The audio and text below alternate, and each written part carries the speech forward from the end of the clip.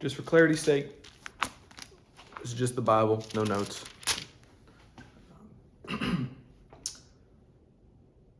Hey, welcome.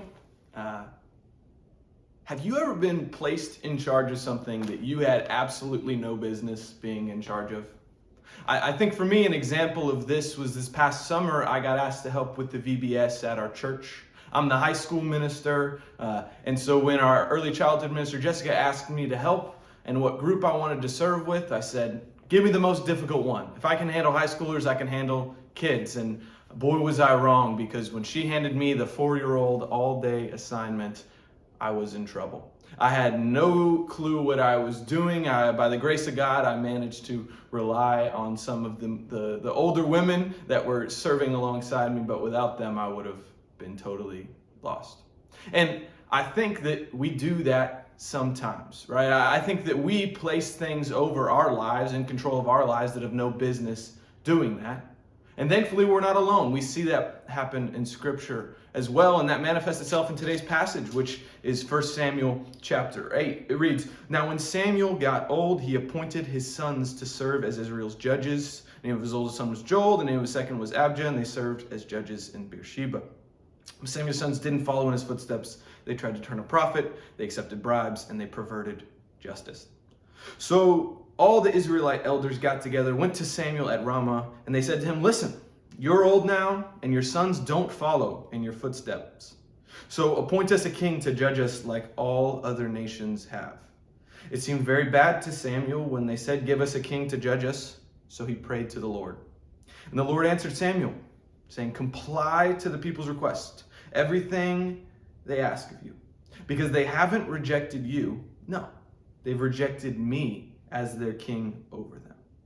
They are doing only what they have done and been doing to me from the day I brought them out of Egypt to this very minute, abandoning me and worshiping other gods. So comply with their requests, but give them a clear warning, telling them how the king will rule over them and operate.'"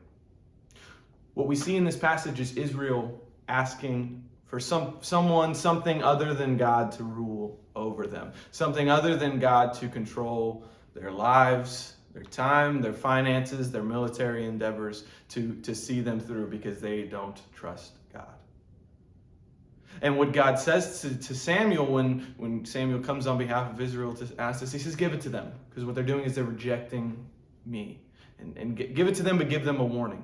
And the warning he gives is pretty jarring. He says that he's going to take your sons and daughters to use them for his purposes. He's going to lead us into battles that you don't want to go into. But Israel still says, hey, we want that king. And I think that's something that we do as well. Oftentimes I find myself, and I'm sure you do as well, placing things as king over my life that have no business being there. A person is unfit to lead a people, and we know that God does that. And oftentimes I've put myself as that person, right? So we put ourselves as the person who is in charge of our lives, seeking our needs first as opposed to seeking others. Another one, we put others, whether that's we let lust and envy and pride over others. We put other people in charge of that, whether that's our spouse, that's our children, that's our friends, that's the people, our boss, the people whom we seek our gratification, where we place them as rulers over our lives. And often following those two, what happens is we end up putting Satan in charge of our lives. We allow sin to rule over our lives in the place that God ought to fill. And naturally, we don't want to do that. That's not the goal of what we're here. If you're listening to this, I hope that you want God to be the ruler of your life. And so how do we avoid making ourselves and others and Satan the ruler over our lives? And in order to make that practical, it's a much bigger discussion that's going to be possible in this. But I gave us a couple questions. So the first one is, how are you spending your time? The great writer Ann Dillard has a quote saying, how you spend your days, of course, is how you spend your life. So how do we spend our lives? Are we spending our lives serving ourselves or others or Satan, or are we spending our days serving God? How do we spend our money? Again, another indicator is, where does our finances go? Are we spending our money in a way that shows that God is our true king, giving him the money, or are we using it for selfish and sinful purposes? And the third way, I think, is how do we spend our relationships? How are we approaching our relationships with discipleship in mind? Are we approaching our relationships trying to glorify God, or are we approaching them selfishly or sinfully? I hope this helps you apply, but as we ask these questions as we go throughout our week, they can be multiple times a day.